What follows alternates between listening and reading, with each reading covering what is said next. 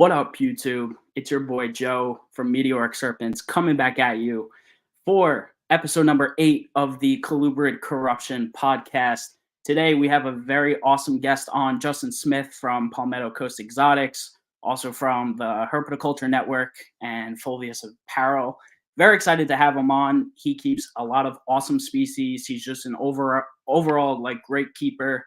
He puts a lot of great information out there into the reptile community. So, I always appreciate people like that because that's more of what we need, people who are about the animals and just overall really, really passionate about what they are doing.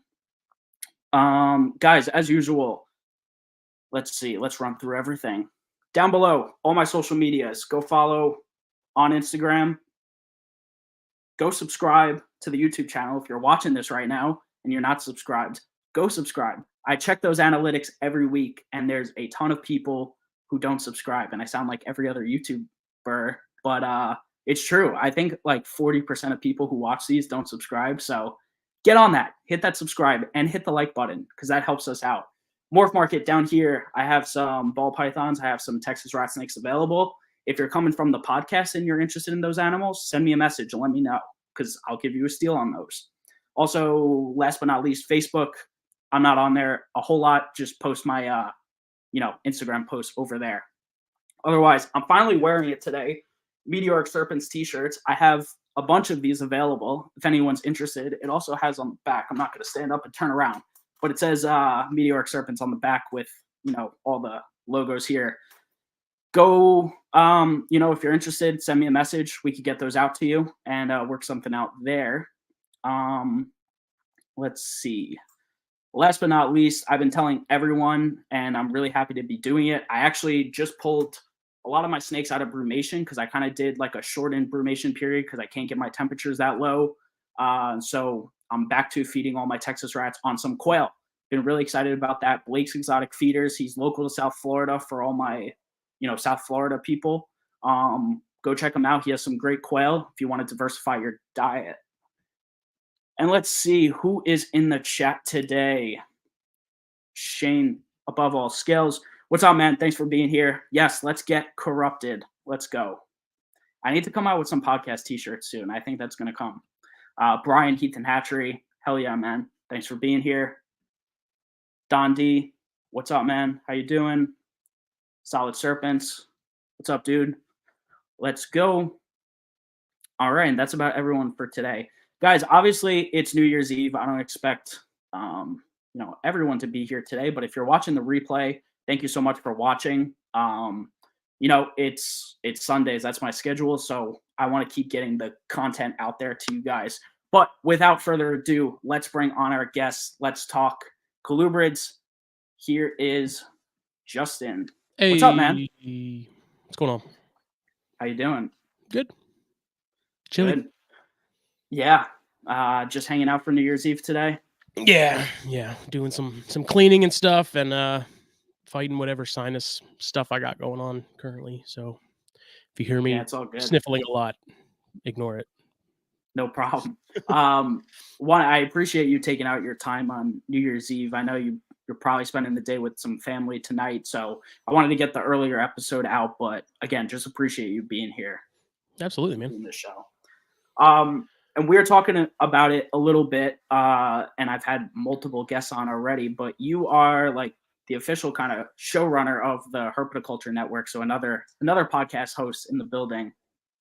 Yeah, that's that keeps me busy. It's expanded a lot. You had Jacob Bratz on not too long ago, who was, my original co-host that started THP and the other stuff, and it's just exploded from there. So, yeah. Then I had Chris on a couple weeks ago too. Mm-hmm. Your other one of your other partners in crime. Yeah. But yeah, I mean, let's talk about that a little bit. The podcasting, like how has that been going? You guys have expanded into quite a few shows a week, and you do different segments. How have you been enjoying that and building that kind of community on that side? That's been awesome. It's crazy, sort of. I mean, March will be 6 years since we started THP, which was the first show, and then couple of years ago, I was, I'd started the ChondroCast and some other side project things that were more focused on specific stuff. And eventually Phil and I started Snakes and Stogies, and it just got to the point one night where I was thinking about it, and I was like, why don't I just make it like a network and then have all those shows in the same stream instead of paying individually for each feed through, the various platforms and stuff. Right. And it's just from there. I mean, we've built such an awesome, we call it a family because it really is. We have, a lot of friends now that we probably wouldn't have known or had met otherwise if it weren't for the podcast and stuff. So it's been it's been awesome. It's been great. It really isn't a ton of work. I know a lot of people say, it must be a lot to do, and it really isn't. If anything, it's sort of my nice break throughout the week to just kind of hang out and smoke some cigars and hang out with the homies and no, 100%. Yeah, I agree 100%. And like the podcast is an outlet for me to talk to someone weekly about colubrids and all these species I love. So it's awesome. It's almost like a sit down and hang out. And I just stream it online. So right. What's better than that? I mean, we like talking snakes anyway. We could probably do it all day. So exactly. Why not do it on a public platform? And that's what Snakes and Stogies actually sort of was sort of born from, was like Phil and I would video chat and smoke cigars and just like, literally have the same conversations that we were having on the podcast. And I was like, why aren't we just, because some of it I'm like, man, I wish we had recorded that, because like there was some really good information there that probably a lot of people are confused about, that Phil has really good insight on because he's a big venomous guy. And I am too. I'm not keeping any currently. I have in the past, but we decided to just start recording it, and we're almost 200 episodes deep on that one now. So it's crazy. That's awesome. Hell yeah. All right, cool. So now that we got kind of the podcast background fit in, I definitely need to hear about where the snake started, where it came from, how Palmetto Coast Exotics came to be. So if you don't mind going into that a little bit. Yeah. The I mean the sort of the short version as far as the history of being into herps and stuff, it's again like so similar to everyone else's. I was big into dinosaurs as a kid. Jurassic Park was like the coolest thing I had ever seen. And over time realized that I wasn't going to find dinosaurs. So reptiles were kind of the next closest thing. I was a Navy kid, so we moved around a lot. So, the friends and friend groups kind of came and went a lot because we were moving constantly. And reptiles were just kind of the thing that I could take with me no matter where we went. It was like the thing that I had. So it never went away. It never disappeared. And then Palmetto Coast started in 2016. Started with crested geckos, actually. I got into cresteds at one point. I had kind of taken a break from the hobby for a year or so, and then had a small collection of I think just a tarantula and some other odds and ends, and then got into cresteds, and then after a point kind of decided that I was, I've always been a snake guy. So the cresteds, I was kind of at a point where I was like, it's time I want to go back to those and go back to something that was a little less time consuming. Cause by the time I was done, I had, I think 80 plus cresteds, which to most crested breeders isn't a ton, but that's a lot of work. Like surprising. I was spending, a solid 6+ hours on the weekends cleaning and stuff and doing deep cleans, and just got to the point where I was like, I want to go back to snakes. Geckos and lizards are honestly no joke. They're a lot of work. Yeah. Snakes are a walk in the park compared to any lizard species, honestly. And crested geckos they are. And like leopards might be the easiest out of that group, but like even still, you're still putting work in. Yeah. So we got cresteds and then eventually phased those out and got back into snakes fully. Got into green trees pretty heavy circa 2017 or 2018. It was 2017 because it wasn't until 2019 that I got my first clutch. Awesome. Of green trees, and that's the only clutch I've gotten so far. Hopefully that'll change here in the next couple weeks. Okay. I've had grain trees pretty much ever since, in some capacity. It's been multiples. It hasn't been just 1 or 2 animals. It's been 5 plus consistently for a handful of years now. So there's Awesome. those, and then I got heavy back into corns, got into rhino rats, got into other Gonyosoma, so like the black-tailed Yeah. rat snakes, the Jansenii, Baird's rats. That was a big thing. So again, in like 2016 or so, I got my first pair of Baird's rats because that was a species I remember seeing in Reptiles magazine. There was an article at one point a while back, many years ago, like mid 2000s, I think, Okay. where they did an article on those and showed the really nice sort of eastern locality, like super high silver, tons of orange, and the superstitial, scalation stuff. And I just remember that stuck with me a lot. So when I found some Baird's rats at a Repticon in Charleston, I got those, and I actually still have that pair now. But I've Awesome. expanded into those a pretty good bit. That's a really underrated species, and Yep. got some other odds and ends as far as Asian stuff. Some Dion's, Dion's rats. Those are going to Chris here at some point soon. Okay. Bimaculata, which is I think the twin spotted rat snake is the common name on those. Yep. Green bush rat snakes, which is the Gonyosoma persinum or orulum, whatever you want to call them, whatever they are this week. And I think that's it. I just got some variable kings actually in Daytona this year. I saw that on your Instagram. I always do some background checking. I got to see what species are there and what we can talk about. But yeah, sort of creeping back into those a bit. I've always had a soft spot for those in Alterna, but I haven't had variables in a long time. So I got 2 females at Daytona, so now I'm gonna get a male at some point, and it's just such a cool species. Yeah. So when we're talking about colubrid, So when we're talking colubrids, a lot of your stuff are rat snake species, and then you have some kings. Yep. Okay.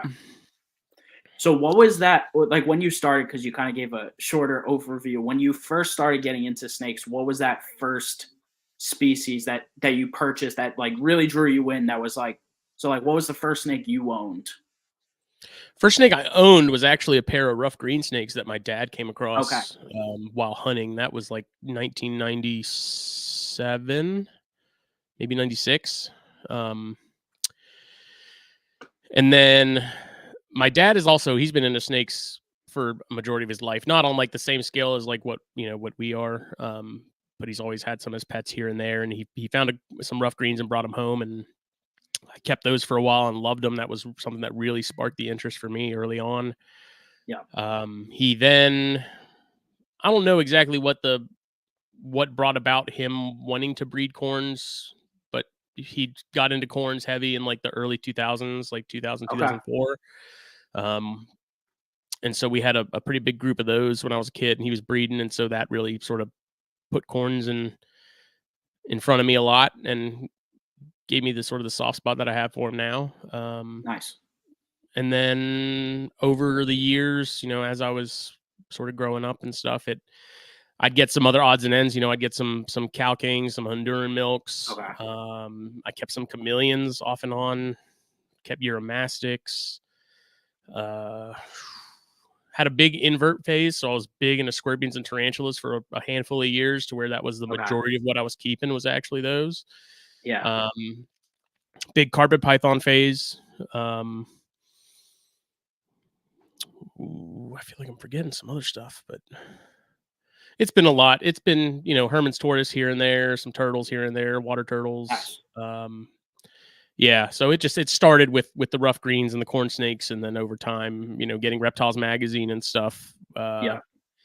Really invites other species into your vision there, and you see the other stuff that you really want to try out. And when you see them at shows and you see them online and stuff, that's when you get disposable income and you're an adult, it's easy to then, oh, I can get those now. It's not I'm not 10 without a job, and I don't have to get allowance for 3 years before I can afford it. I can just get it now. So right.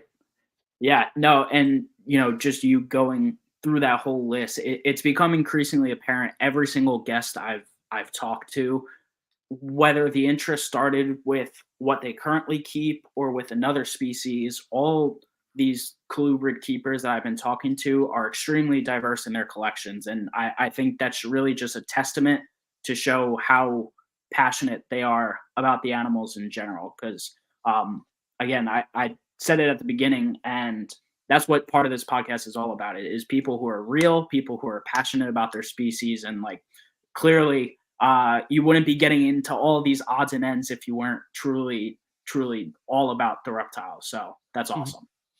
Well, it's one of those things too. I feel like, some people, at least in current times, they kind of find the one species that they're really interested in, and they kind of go all in on that, and they don't really venture too far from that. Yeah.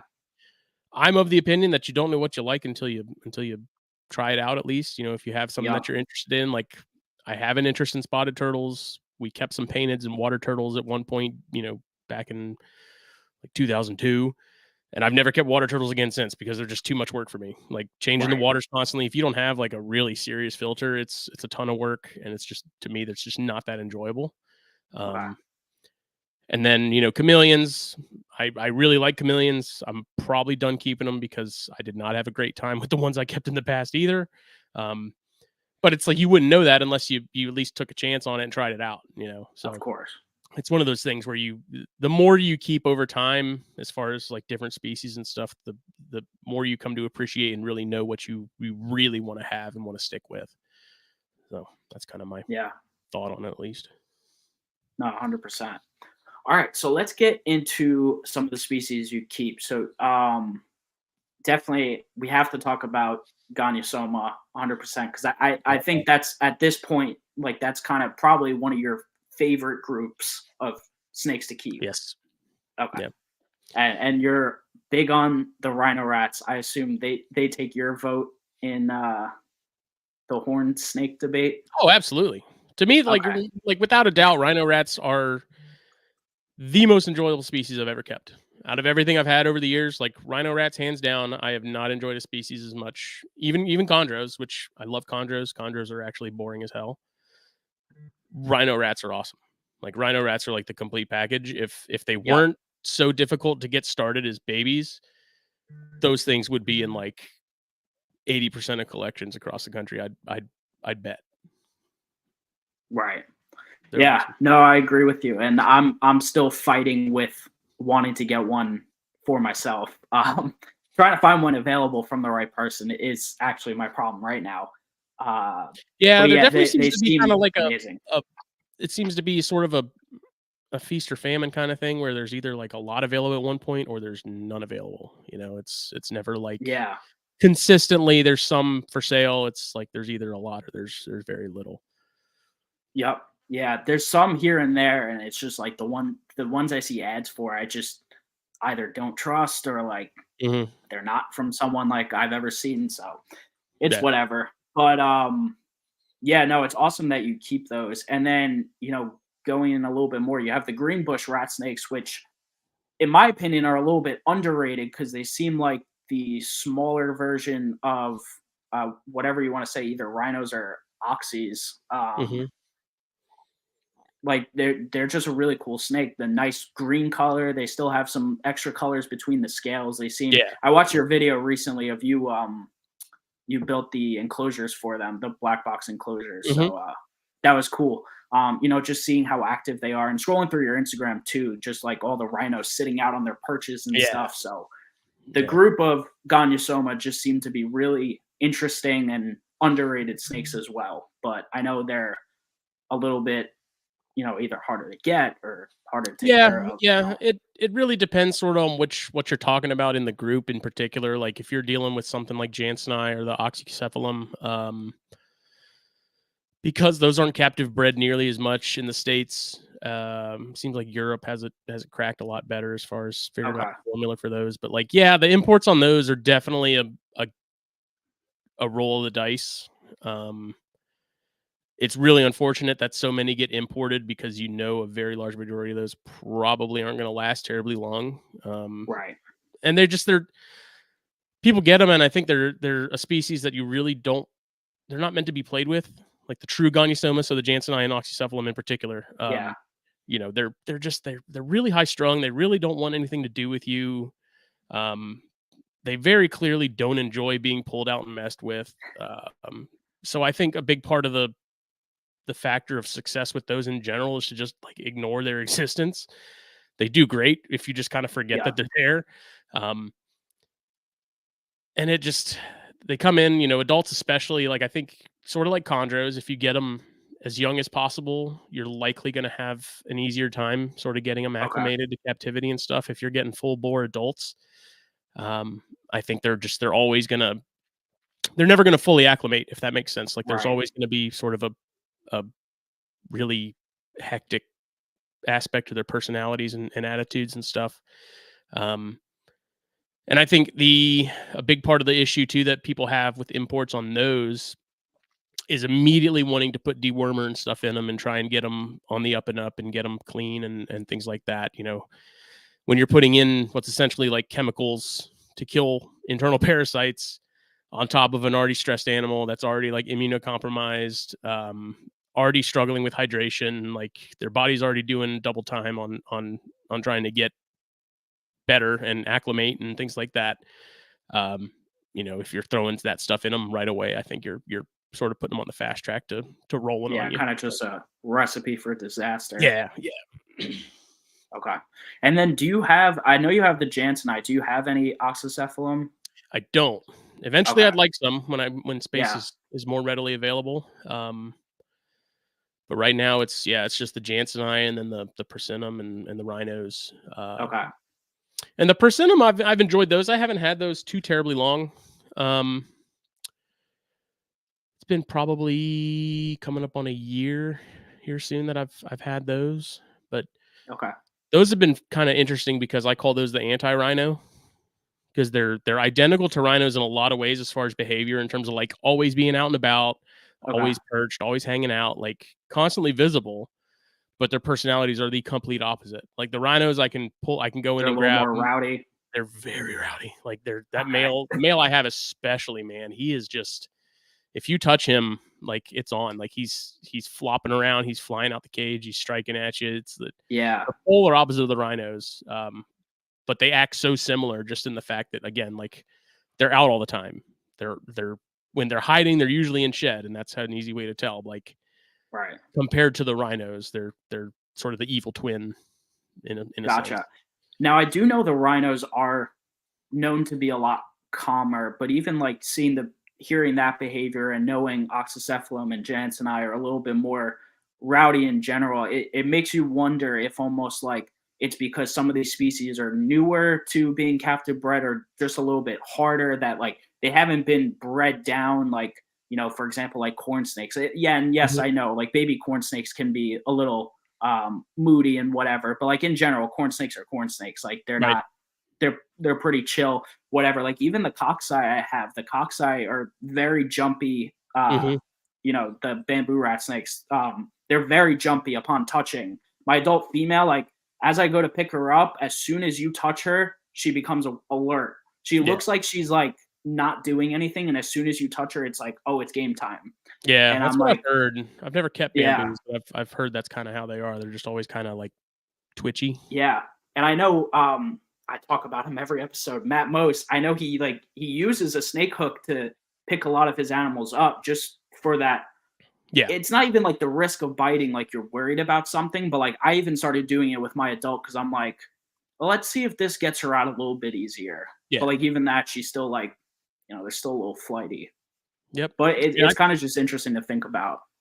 I still use hooks for a lot of my stuff, Yeah. like, even just the small sort of Viper series hooks from Venom Life, that are, Yeah. small-ish, nothing crazy, like, I use those for the 6-foot Jansenii all the time, Okay.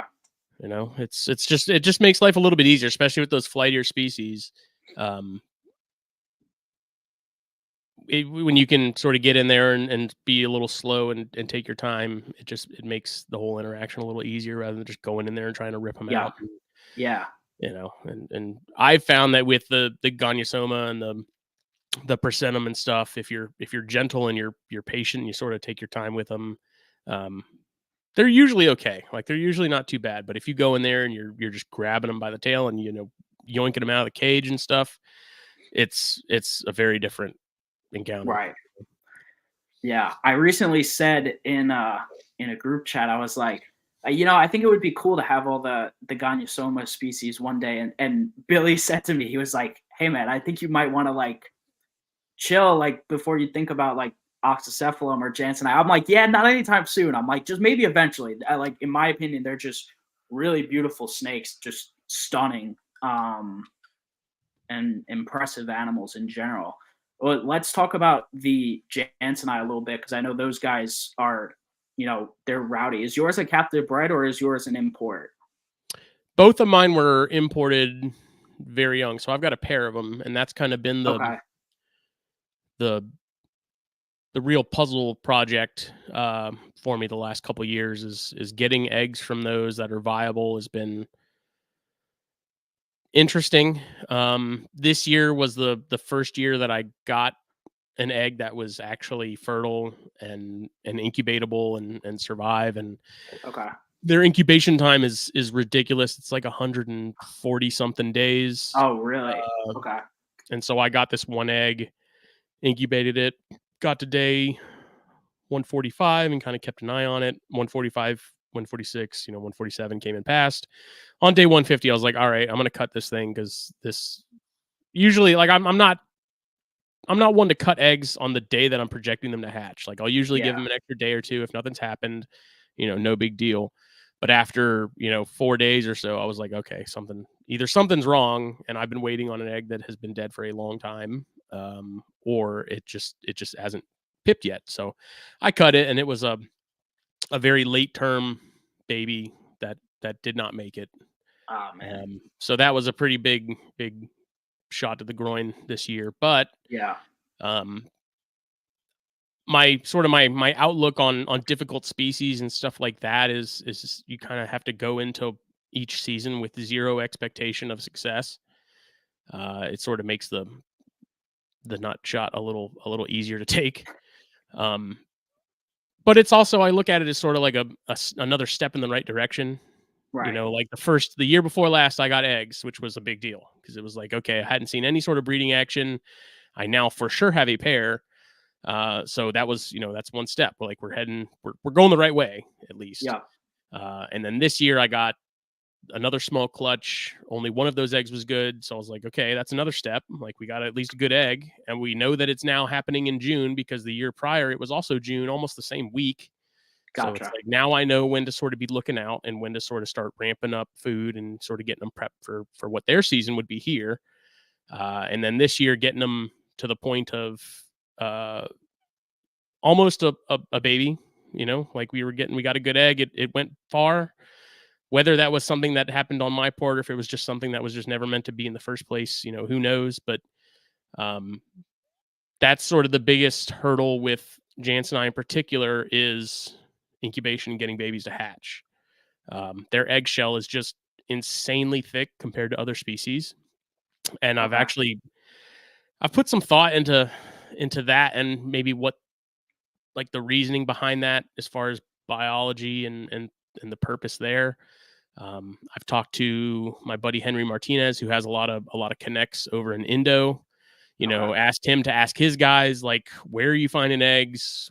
What's the conditions looking like? Are they in Right. soil? Are they in trees? Are they in like, how are they being found basically? And what am I doing possibly that could be off from that to where maybe I'd Yep. have better success if I adopted it. So, um, I don't know. I've thought maybe the thicker eggshell is there for the rainy season, heavier rains. It's got to be able to withstand That's the elements a little better. that was my first thought was Yeah, like keep water out or something to that extent. but then you think about it, and it's such a thick shell that my then thinking was maybe they're supposed to come out that way, and then over time, because it is such a long incubation, maybe over time it's meant to degrade enough to where they can get out, and maybe it's the acidity of Hmm, the soil, the acidity of the rainfall, maybe. something that is breaking down that extra calcium to where when it's time for them to hatch, it's just as easy for them as it is, any other New World colubrid or anything Right. for that matter. But I'm really starting to think that it's just that part of the world. That's how the eggs are because of the rainfall. Because I bred Boiga cyanea for a while, the green cat Okay. snakes. and their eggs were very similar, just super thick, like Interesting. like abnormally thick shelled for what they are.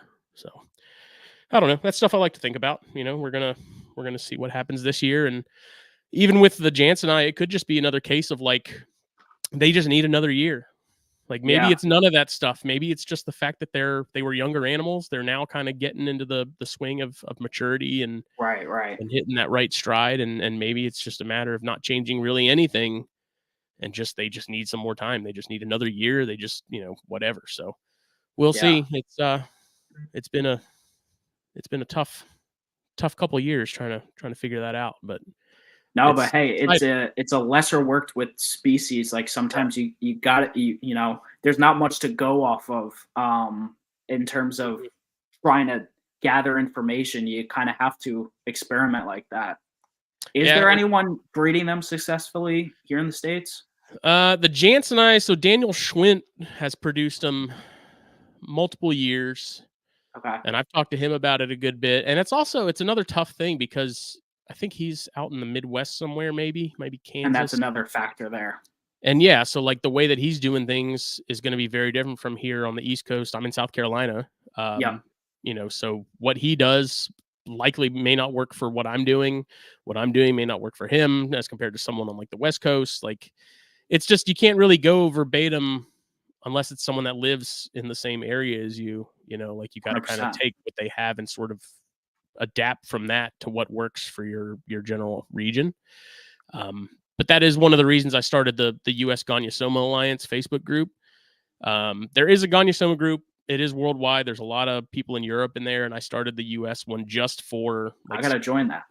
exclusively for U.S. people because there's not a ton of people in the States that are working with really any of the Gonyosomas outside of rhinos. And so I wanted that to be a group for everyone to kind of be able to get together and sort of help each other out. And maybe Cool. there's people that are keeping stuff like keeping Jansen that we didn't know that are having success with them, and hopefully that group is sort of a nice hub for everyone to kind of be able to chew the fat with one another and get it figured out. Awesome. Yeah, I think there's a lot more. We were talking about it beforehand. I think there's probably more low key Facebook groups out there with like good people than we know. Because like when you put in a simple Facebook search, you kind of you get the biggest groups out there, Yeah. and then you're just thrown into a ball of shit. Mm-hmm. That's if there's no better way to put it. With some of these people, we were sharing a couple things beforehand, and that's whatever. But even the Texas rat group that I'm a part of, it's a pretty small community, and that's the species I love. But it's a pretty small community. There's like 300 something people in there. Um, and I'm like one of the top posters in there because I have quite a few animals in that group compared to most. A lot of the people in there have a couple or Yeah. maybe Yeah. even just one. But yeah, so Well, the USGA group, I think we're still under 150 members. It's really not a okay, lot of people. And I hate to kind of deny any of the non-US people from joining, but it's just one of those things where it's like the more people you get, the more static there kind of is. yep, Um, and I've had a lot of people from Europe try to join, and like I said, I feel bad, but at the same time, it's like I'm used like we need this for us, like this has to be yes, like not a yes, lot of us, and we gotta be in communication with one another. And if we yep, have someone from Italy or wherever joining and saying I'm looking for this, it's like we can't help you. First of all, like you're in the wrong part of the world, but yep, it's just it's meant to be a thing for U.S. Gonyosoma people to be able to find one cool, another and help get information out to each other and really help sort of crack the code on some of these species. So yeah. And now, is there anyone? Because I'm not even a pro with all species. Is there more than just the four that we've been talking about: rhinos, porcinum, Jansenii, and oxys? there's Frenatum, which Okay. there are Oh, people those are that the do have them. rain Yeah. rain rats. Yeah. There's a handful of people that have those. I don't know, aside from Matt and Most, Yeah. who was breeding them consistently. Those are Uh, cool too. I they I are. saw pictures of them in the Asian rat snake book that Mhm. they're all Matt's pictures, I think. Yeah. But yeah, those are cool animals too. So I wish some of these were a little bit more widely kept, or people could appreciate them more. But that's what this podcast is about, is getting that word out there. So hopefully, it's just if a matter anyone of wants to look, getting. I'm going to type. Oh, hold on. Did I freeze? You're lagging a bit. Is that me? I don't know. You're frozen. I don't think I'm frozen. I can still hear you though. Bark twice if Guys, you're is it me or is it Justin? You're not now. Is it me? Doot, doot. Doot, doot, doot.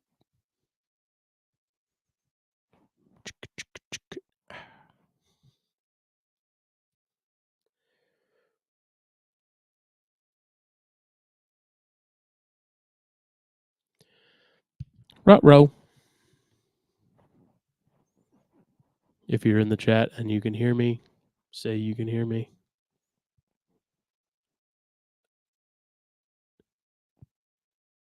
Doot. Joe froze, then Justin, now Joe. We're trading.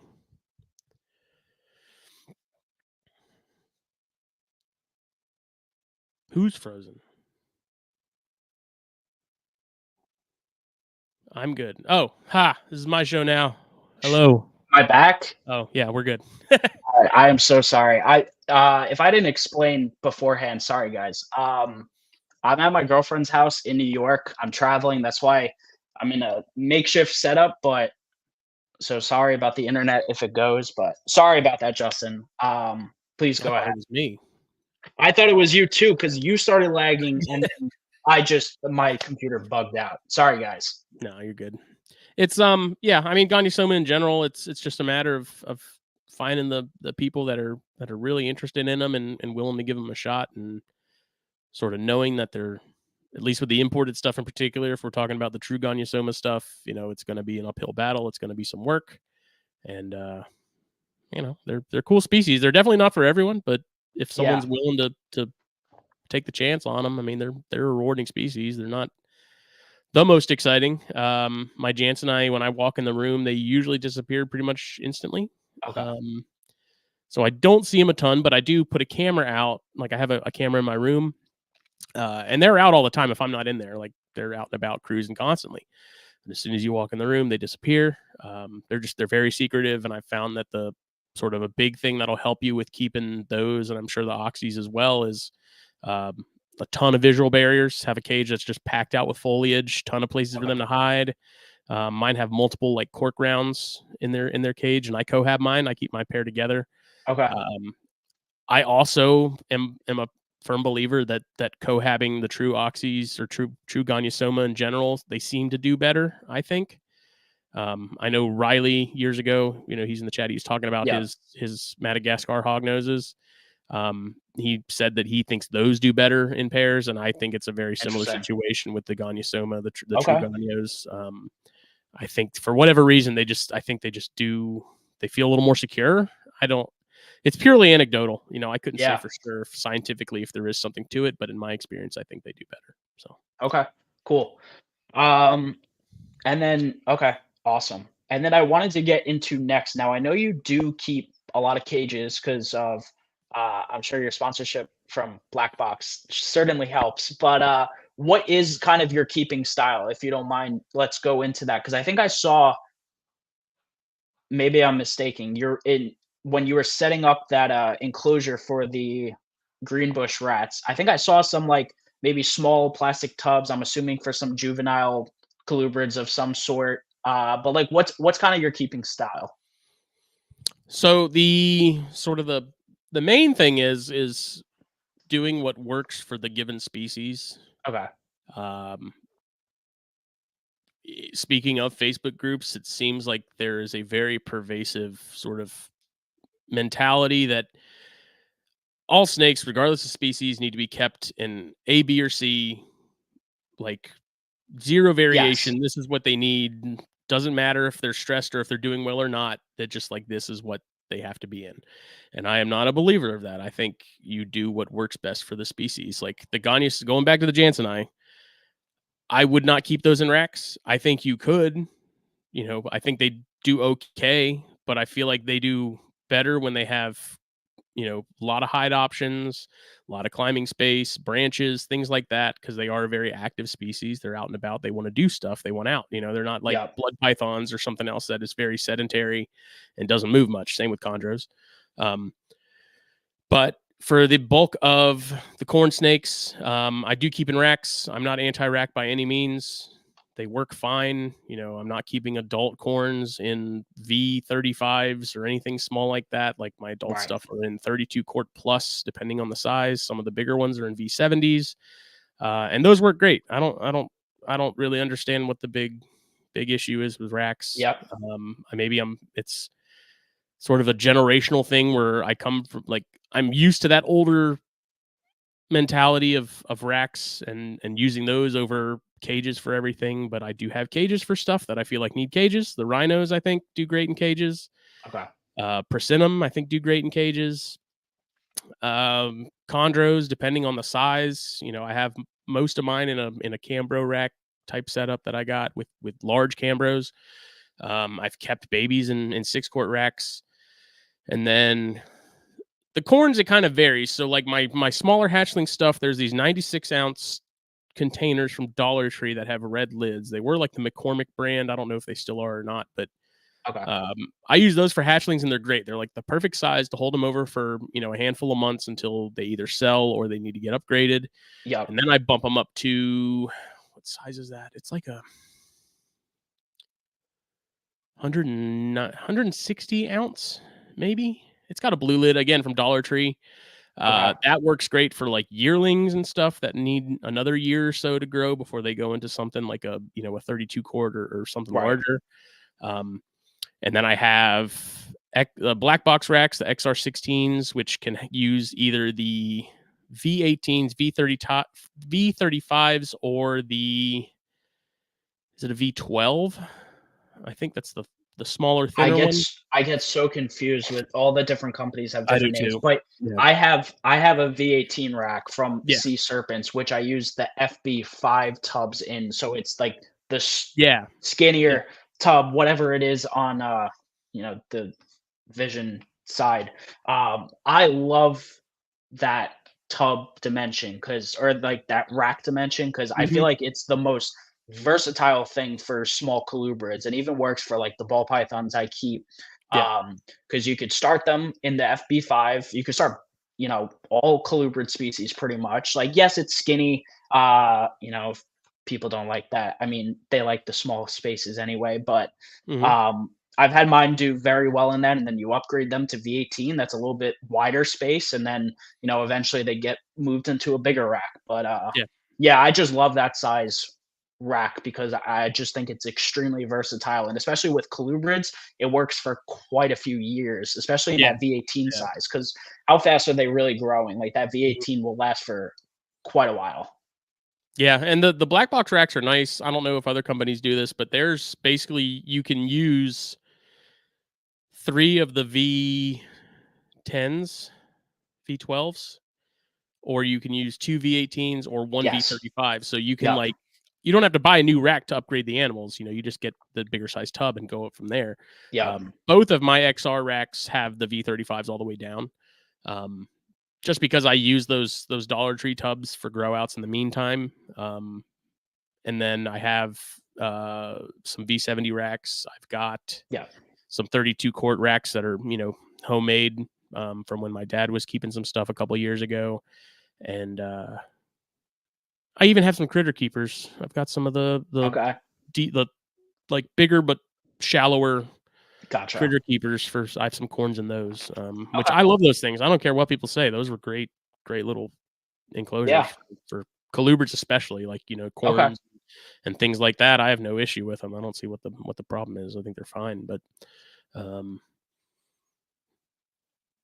I've had some other like 20 quart tubs that I've used for sort of grow out chondro setups. I keep all the lids for my 32 quarts. So when I put things into cooling, I basically just pull them out of the rack, slap the lid on, and then they go into the garage. And then everything else is pretty standard. I keep on aspen. Sometimes I keep on pine, depending on Gotcha. what I can get my hands on. Aspen's just getting crazy expensive. Sometimes PetSmart will have some pretty good deals on it, and they'll get like the buy one get one bag. So I'll load up then. But pine's another one. Like for a while, I mean, Chris Montross, he's in the chat. I remember the first time I heard of somebody using pine, it was him when he was writing an article for the magazine, and I was like, I thought it was a typo or something. Like I messaged him and I was like, "You mean pine?" And he's like, "Yeah." I was like pine. He said, "Yeah." I said, "I've been using it for like 10 years. It's fine." That's interesting because that was like one thing I always heard never use with your snakes. Like that's rodent bedding. Yeah. I've been, I tried it out. I used it on pretty much all the Bairds and corns that I have, and I did it for a couple of years, like at least 3 years at this point, and I've never had a single issue. Okay. Like no problems whatsoever. No respiratory issues. No signs of anything. So I think that's sort of one of those old myth type things where, back in the 80s and 90s even, they were having issues because it was maybe the kiln drying technology wasn't great back then or something along those sorts, and people were having issues then. But with the way it's done now, I mean, I go to Tractor Supply for all my rodent stuff. There you go. Over 25 years. Yeah. Said. So, there you go. Yeah, I got it from Tractor Supply because that's what I use for the rodents, and I tried it out on a handful of snakes over a decent chunk of time, and I didn't do it with everything at first. I did it with a couple just to sort of see, let's see what happens. Give it a, make that sort of the canary in the coal mine of sorts. Never had any problems, and so I started moving a lot of other stuff over to it, and cool. Again, no issues. So it's really, it's fine. I haven't had any problems. Nice. Now in terms of bedding, I don't know how much I've said this on my own show. So when I first started, when I was a little kid, we used aspen because aspen was aspen, sure. And then eventually I moved over to cypress mulch. It looked a little bit better. It didn't get as dirty, not as dusty. Okay. And then I moved down to Florida and I got the opportunity to use cocoa. And this is when I started getting into the ball pythons. And obviously that's a big substrate that's used. And I have to say, even for the colubrids, I really enjoy using the cocoa. Whether it's a little moist, because that holds humidity very well for all my for all the Oreocryptophyt, the porphs, all the porphs. It's good. It holds that moisture in for them. The only problem is that it molds a little bit if it's too moist. So, and especially because I'm in Florida, so I am very careful about. A lot of people use water to break up the blocks. I use zero water, and most of the time, the humidity in the tubs are coming from the evaporating water out of the water bowl. And I'll spray when they're in shed. I like to do that. But I changed to cocoa, and I don't know if I could ever go back. I mean, of course, it would depend on species if they require something else. But for everything I keep personally, it works super well. So yeah, I haven't used it yet. It's been the same for me. It's either been aspen or cypress. For the chondros, I use puppy pads. I'm not big into keeping chondros, bioactive or naturalistic or whatever you want to call it. Or paper towels, like newborn hatchlings and stuff for that first couple weeks. I keep them on paper towel just because. Oh, even me too. I keep newborn stuff on paper towels. Yep. Yeah. So quarantine, obviously paper towels. Yep. But yeah, I mean, cypress, I like it. I like the look of it. If I want something that holds a little more humidity and sort of does that job a little better, than cypress is usually what I go for. Yeah. But other than that, for like North American stuff, be it king snakes or Bairds or corns, I use aspen or the pine. Yeah. Ideally, like preferred overall, I like aspen the most. Mostly because the cut of the actual chip itself is usually a little better. Like the pine, especially from Tractor Supply, can be hit or miss. Sometimes I get it and it's like the perfect cut to where I'm like, I wish every bag of aspen was like this. Yeah. But then I get some where it's almost like Santa chip, like really fine, just messy because I don't know about you, but like when I feed corns and bears and stuff, they almost always grab it and then decide to drag it to the back of the tub through the Yeah. substrate. And so Yeah. that finer pine stuff, it makes it messy and it's a headache. But Now, while I have a smaller collection, I try my best to feed everything off tongs. And a lot of my animals do, but some I just don't. I'll literally clear out a tiny little space of bedding so that it doesn't get anything. I'll just put the frozen thawed rodent on that little space. And I'm like, here you go. You get this when you want. Yeah, I'll do that. I'll put it on the hide, or I almost always have a ton of spare like deli cup lids because I use those little green lidded deli cups from Dollar Tree. Again, you're probably noticing a pattern here. I'm at Dollar Tree a lot. Hey, for reptiles, nothing wrong with it. Dude, when you Dollar Tree when you can make makeshift supplies like that, hell yeah. Humid hides, use the delis from Dollar Tree. I just cut them. You know what? That's a great idea because I have to go get some stuff to make some more humid hides and lay boxes and stuff. So I just take take 2 or 3 paper plates and like a box cutter, and I'll just cut a hole in the lid, like a little square diamond shape, big enough for them to get in if they have a meal in them, but not so big that all that humidity is sort of escaping. Yeah. And those things work great, dude. Like, cool. I don't care what anybody says. Like Dollar Tree, when it comes to like water bowls and those smaller containers for babies, and even some shipping deli cups, you just melt some holes in them. Like they're fantastic. It doesn't get better. Cool. And then let's talk about your kind of diet overall in your collection, because you had mentioned to me, so you do breed your own rodents. Let's start with that. What are you breeding? Rats, ASFs, and I guess white blab mice. I don't know what the so you got the whole spectrum of those. Yeah. Okay, of the rodents. And what are you feeding the ASFs to? Because that's from my neck of the woods. That's ball python food. So what are you feeding that to? So those I'm actually breeding mostly for KZ Cannon. So he's in a state that I guess you're not allowed to have them alive. So he lives a couple hours from me. So he at some point brought me down a starter group and was like, can you breed these for me? And so I breed them for him and cull them and freeze them and vacuum seal them and stuff for him. But every now and then I'll have some extras and I'll feed those pretty much to whatever wants them. Mostly though, it's the rats. And then the white mice, those have been, the last year with those has been really rough for some reason. I've been having a really hard time with those producing consistently because I basically just need those for the pinkies. Yes. The rats are perfect because I don't have anything big enough to eat an adult rat, especially these adult rats that I have, because they're like the size of a freaking kitten. They're huge. But rat pinks, rat fuzzies, like those are the perfect size for a lot of the stuff that I have. And then, even the small juvenile subadults, like that's a perfect size for the Jansenites, perfect size for some of the bigger chondros. So the nice thing is with those is I need those almost exclusively for all the small stuff. Like I don't need any of the massive jumbos or anything like that. So that's kind of been the tough part of that, is I get a freezer full of like jumbo rats and I don't have anyone that'll take them because I don't have anyone that has anything that'll eat them. Now, if I may ask, are the mice in the same room as the rats? Yes. It's all in the same. So they're in this barn shed type thing out of my parents' property up the road. And I have a rack that has 4 or 5 slots. One half of that rack is mice. The other half is ASFs. And then the rats are all on another side.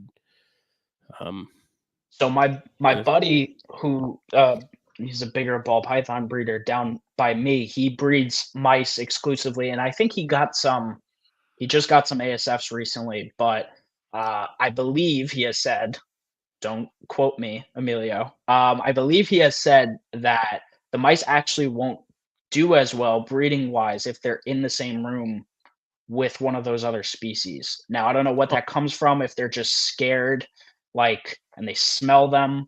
So I don't know if that's something you maybe want to look into, or if that could be a reason, but I'm not sure. I mean, I wouldn't doubt it. I'm not, I'm pretty open-minded to anything I might be doing that I'm not aware of. I don't know. I think for a while there, it's because I had my groups too big.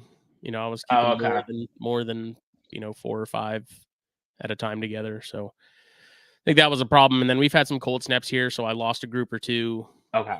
Which this time of year when it starts getting cold, I try to offer them. I'll take like a paper bag and shred that up a little bit, and they like to make little nests and dens and stuff with that. And sometimes I'll get like just the Timothy hay or something from Walmart and give them nice pads of that. Just so it helps them get away from that cold a little better. Because where they are, it's not like temperature regulated. Like they're pretty much at the mercy of the heat or the cold depending on the year. But overall, if I had a choice between the white mice and the ASFs so far are way easier to deal with in terms of like consistency, cleanliness. They don't smell like the mice do at all. It's very bizarre how little the ASFs smell. Yes. Everyone who breeds ASF says how great they are for literally breeding in your house because they just don't smell. The one problem I hear with them is just how long it takes for them to grow and to grow to get to like mature breeding size and then reproduce from there. Because one of my local buddies, he breeds ASFs himself, and not that he's had problems because he's bred quite a bit so far, but like, there's certain things like you have to, it's not as simple as regular Norwegians and mice. Right. Yeah. I mean, they definitely seem to take a little longer than regular mice. I'm assuming, the quality of the diet and stuff like that plays a factor in the speed and whatnot of that. But overall, I mean, I haven't found them to be terribly difficult in comparison to anything else. The groups are much more of a delicate thing. Yes, that too. Like once they're in a group, you can't really introduce new animals to that group. I have done like taken a large male and introduced into a new group of females, and they fight at first for a little while, and eventually they figure it out and work it out, and there's no issues. You've had them not get slaughtered? Yeah. I mean, it's talking to Casey because he's familiar with them. His experience has been the same, where if you introduce like a large, like physically large male in with a group, I think he can kind of hold his own and sort of Interesting. runs the place after a point. But okay, like mixing groups together, same with like the white mice. Like if you're gonna mix a group together, I do it when they're really young, like when they're hoppers and they're now off the mother, right? And then graze them up from there, and they seem to do fine. But again, like you have adults and you start mixing and matching and stuff, new groups and stuff, it's not going to work out well. They're pretty vicious to one another. Gotcha. All right. And then, so in your collection, you're solely feeding rodents? Yeah, every now and then I'll feed frog legs to some stuff. Okay. Cool. I really wish, so like Billy Hunt, he has access to like chicken hearts and stuff in his area. I have looked high and low for chicken hearts and cannot find them locally, because I would love to start doing those. Gotcha. I can get like livers and gizzards and stuff, but they're so messy. Like even on the store shelf, the styrofoam container is just disgusting. Yeah. I'm like, I'm not dealing with that. But frog leg, my Walmart here sells a box of frog legs for $20, and it's usually like, if you cut the pairs in half, it ends up being, I want to say, around 20 legs. Okay. Which has been nice. The chondros surprisingly love those frog legs. Like, really? I really didn't think they'd go for them. Interesting. But they're all about it. I've tried frog leg, like some of the meat. I've tried that with some of the rhinos. Rhinos won't touch it, which I also thought was very bizarre, because I was sure they'd go crazy for them. Some of the corns will eat them. Some of the bears will eat them. So I don't feed those too often, just because it's sort of you don't know if the animal's going to take it or not. I have some individuals that sometimes they will eat them, sometimes they won't. Right. The Jansenii, sometimes they'll take them. But the chondros, man, like chondros don't refuse them. It's crazy. They're all about it. I was sure when I tried those, I was like, chondros aren't going to eat these. Like, they're not going to be about it. But sure enough, man, like every single one of them will take a frog leg. No, that's really cool. Because I honestly, not that I here, because I know chondros can be a little bit more complicated, but frog isn't something I would have expected. It's the first time I'm hearing that, at least. Yeah, and it was one of those things where I was like, let's try it out, see if it happens. Not expecting them to, but pretty much every single one of them grabbed it and wrapped it and ate it like it was nothing. And frogs are an Very cool. interesting one for them because even as babies, they're not finding frogs in the gut contents of wild chondros, hardly ever. And I think if they are finding it, it's usually like a one-off animal that just for whatever reason happened to come across a frog and decided it was going to be food that day. Okay. Yeah. So it's on paper, they really shouldn't have any interest in them, but it's the same thing with baby chondros again. Like they also don't eat birds that much. A lot of people think that they're big bird eaters, and they're really not. But for some reason, you put chick down on some of these pinkies for babies trying to get them to start, and it's like crack, man. They'll be all about it. And again, it's like they're not going to eat bird at that size in the wild. They're barely going to eat birds in the wild as adults, but for whatever reason, that's what gets them going. So whatever. If it works, it works. Yeah. No, and I've been liking to talk about diet recently because it was someone like Billy who put me onto all these other things he'll feed his animals. I'm like, oh shit, that's like really interesting. And then I had the opportunity to get some quail locally, which has been really cool. And all my animals have been really good, except there's one Texas rat adult that I got recently who I don't think has touched a meal since I've had her, which is really strange of a Texas rat. Yeah. But I think she was eating like live mice, so I'm gonna try a live mouse this week, and we'll see how that goes. But the fact it's not touching quail is really weird because every rat snake I've offered one to has taken it in seconds. So I've thought about that. Jake and I have both thought about starting a quail colony and sort of getting those going, but I just don't know that it'd be a lot more work. I think, that those definitely need a little bit more attention and time. Right now I go and check on my rodents, 2 or 3 times a week. Usually like before work, I head over there and then go to work straight from that. But and chicks don't nurse. They don't nurse from their moms. So. Yeah. Well, that and just having another setup to put them in that is also predator proof, because we do have possums and raccoons down here, and I have found both in the rodent barn. No matter how much I try to cover up the slide, it has big barn doors that slide. Gotcha. And I found them crawling, like digging from under that door and crawling in and stuff from there. So I just chased a giant raccoon out of there like a week or two ago. And I get yellow rats in there fairly regularly too. It's been a while since I found any in there, but if I had quail in there, I have no doubt that there'd be some yellow rats in there going ham on some quail. But no, and you're right in Jake's area, right? Jake was telling me kind of about all the species around and all the yellow rats and stuff. That's cool. Yeah, and I've tried quail eggs with some stuff too. I've had a couple of corns take quail egg. When I was keeping the green cat snakes, they would eat quail egg pretty regularly without any hesitation. Culling the rodents is the least fun part about that, and I gas mine. So I have CO2. a giant pickle jar with a hose and stuff attached to it, and a CO2 tank with an on-off switch, and that's the fastest and best way I can do it. I'm not into anything suffering any longer than it absolutely has to. So I'd make it as quick as I possibly can and make it as painless as I possibly can. I care about my feeders a lot. It's one of those things where it's like if your purpose is going to be basically to get offed and fed, I want your life to at least be comfortable and enjoyable. The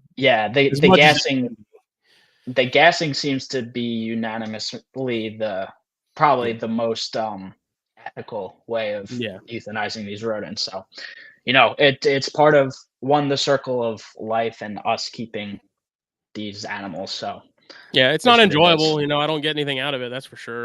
Especially the rats, like the mice and stuff. As brutal as they are to one another, I don't usually feel as bad. But the rats, man, it's really tough, especially the adults, because they have little personalities. They're curious. Yeah, sort of that level of consciousness that I don't think you see with smaller rodents like mice. It's tough. I got the rats. It's probably been maybe a year since I got my rat colony, and I got attached to them pretty quick. You know, I don't really kill off the adults unless I have a reason to. If they look like they're maybe on the decline, or Yeah. you know, I have too many males. It's almost always males that I end up having to call because, you know, I'll raise up certain litters and try to pick them out while they're still young as far as what's male and what's female, but I haven't really gotten very good at that yet. Right. And So unfortunately, you have to cycle them out eventually. Eventually, yeah, they're just yeah, breeding wise not as viable anymore. yeah. It's I let them go as long as I can. You know, if I'll even keep them alive until they're, you know, they're basically so old that they just die of natural causes. And Gotcha. again, if you know, I don't really call them unless I absolutely have to. Um, but I do regularly, you know, have to sort of cycle things and raise up new groups and sort of sort from there. And it's tough, but it's part of the gig if you're going to do it. Right. Gotcha. All right, cool. So I definitely want to get into talking about, the species you've bred before, because, you were successful with rhino rats this year, which Hmm. I know is a species that, babies are harder to establish. I know you're breeding corns and you've bred chondros, you were telling me in the past. So let's kind of talk about at least like this past year. What did production look like for you? A lot. Um, so I bred some corns and I got a Okay. double clutch from a female. So that that quickly doubled from only 11 babies to like 23.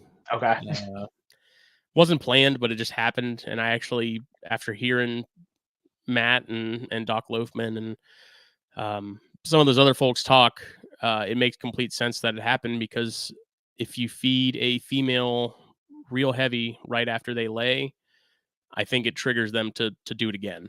It Um, it happened it happened to me this year, except my second clutch wasn't as viable. I got one good egg that hatched yeah, out that of second clutch 11. that I got from that female was just as good as the first. It was Yeah. No, and that's she's a awesome. workhorse. But I fed her like a full adult mouse like right after she dropped, and then I think I fed her something smaller not long after that, and that I think really triggered her to go again. So I think from here on out, what I'll end up doing is like feed them something smaller, give them a couple more days, you know, another week or so, and then feed them something smaller again, and kind of really ease them back into the regular Right. feeding schedule with that. But yeah, mostly corns this year, and then the rhinos, which that was a small clutch. That was from a first time female.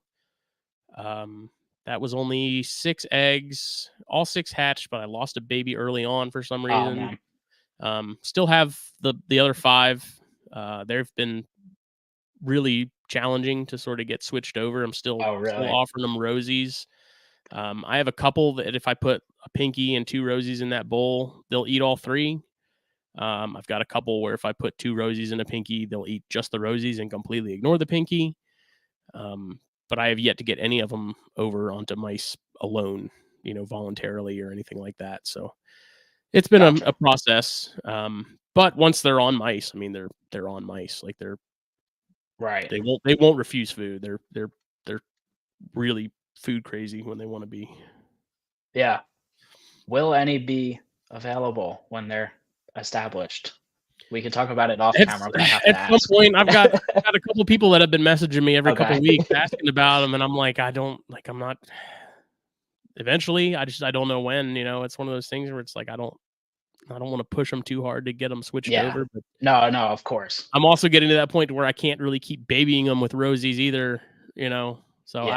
I don't know. I gotta start figuring something else out to get them switched over, but they're growing. I mean, they're eating like crazy. Watching them take those rosies is actually really cool Yeah, because I'm sure. you wouldn't think they'd be that good at catching them, but they're they're actually really good at it. Those Yep. rosies won't be in that bowl, but for a couple minutes before they're gone. You know. Awesome. Um, so the corns, the rhinos, do you have Baird's?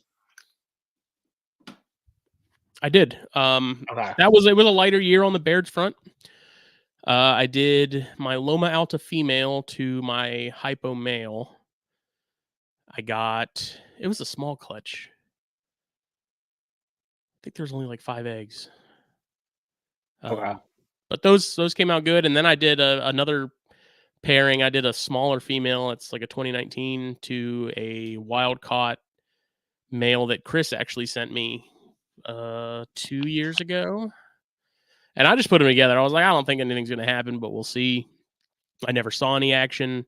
Yeah. And then I opened the tub for the female after I pulled the male a couple, weeks before that, and she was in shed and she looked very gravid. So I was like, oh, we got the job done. So I put a lay box in there.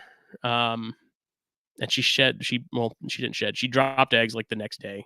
So that was only, I think it was only like 2 or 3 eggs though. She's, like I said, she was smaller. Gotcha. But they went the distance too. So yeah, no, I've learned that don't rely on seeing breeding behavior sometimes, because it doesn't. Because I had my clutch this year. I saw 0 locks. I saw 0 copulation. I had the male in there. He was a little bit on the younger side. I think he was I want to say a 2021. So he was like a 2-year-old male. In there, my female was 5, so she was like mature for sure, and first time mom. And I was like, I hope this guy gets the job done. I'm like, please. And then I literally did not know she was gravid till she started laying eggs. Like, I was really surprised. Like, she got big and I didn't think anything of it. Like, I was being like really, because I hadn't bred anything for a couple years, so I was just like almost ignorant to it, and just like I kind of forgot what it looked like, and I was like, oh shit. I'm like, all right, I'll take it. So it's funny how that works. Yeah, that ghost Tessera girl, that double clutch, man, like she laid, and then a couple weeks later, I was looking at her, I was like, you look gravid again. And so I palpated her, and I was like, sure enough, there's another clutch in there cooking. So I very rarely see the locks either. My sort of way of going about pairing and stuff is pretty much I put the male in there until I see that the female is gravid. And then I'll pull them, I'll give them breaks periodically to feed and separate for a couple days. But during breeding season, they're usually cohabbed until I see some proof that the job is done. So nice. That's just, maybe I'm just lazy. I don't know. I've tried it where I've put them into like a neutral tub where I could visually see them lock, especially with some of these males that you can tell are like just ready to go. Yeah. But even then, half the time I see him trying and I see her not wanting anything to do with him. So I'm like, it ain't the male not trying, that's for sure. So then I'll cohab them until I see signs of eggs. Yeah. And now, like, because I work with the ball pythons too, I'm like half stuck in this mentality where it's like, oh, you have to see these visual locks. But even them too, like a lot of times they'll be locked for a day plus, and like you open that tub, you see them, you could take a picture of them, you could go check back every 20 minutes and they'll still be locked up all day. But sometimes even those males get a quick one in, and you miss it, and then the females go there. But that is the nice thing with the chondros is, when you see them lock, it's pretty obvious. Yes. It's not, there's really very little question about it. Even if he's just trying and that he's at least getting close, he's just not there yet. When they're locked, it's pretty clear and evident. So that is kind of the nice thing about those. The other species that I paired and I saw locks almost immediately was the Diones. Okay. Within like 5 minutes of putting that male in there, they were locked and he was getting it done. Cyanea were the same way. Those I watched, when I put them together, because those do have a tendency to cannibalize. I put them together and didn't have any problems. I cohabbed those for a while actually, and never saw any signs of cannibalism or anything like that. Let's talk about those guys for a little bit, because I have yet to talk about Boego with anyone.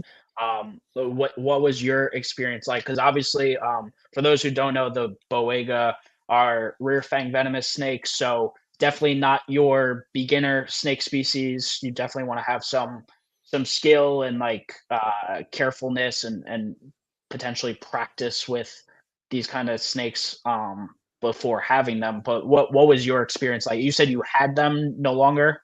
Yeah, I don't anymore. So I had mine. I had a pair of Cyanea. Okay. Bred those. Those turned out to be probably some of the easiest snakes to breed ever. Like the fertility of those things is insane. Like, it's really no surprise that they're so common in the wild as they are, because that girl was dropping clutches like they were nothing. You know, they're just reproducing machines. Okay. I had mine. That was a genus that I was really planning to go really hard into. South Carolina at that point then started having them on the table for possibly being banned. So I decided at that point, sort of to get ahead of it in case it did pass, to just go ahead and get out of that genus. My pair ended up going up to Terry Burwell, who actually lives upstate from me. He lives here in South Carolina.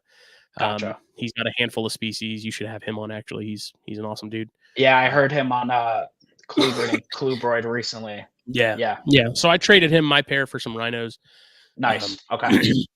And then, you know, of course, that legislation kind of just fizzled out and never got brought up again. And, you know, eventually I like to get back into them. I wanted to get into mangroves and I wanted to get into some of the other species. Nice. But I'm at a point now where space is considerably tighter, and those they don't get like big, but they get long, and they need a good bit of space. You know, mangroves sort of being the exemption as far as like actually getting like big and being some, you know, having some girth and some heftiness to them. Right. But other than that, mine were very easy to keep. Really hardy. I didn't really give them any external heat. I kept mine ambient. Breeding was easy. Handling them was pretty easy. My male was a considerably more high strung than the female. Okay. But even then, like with hooks and stuff, they were nothing difficult to work with. Cool. Babies took some time to get going, but I'd say they're really not that difficult to get started on mice.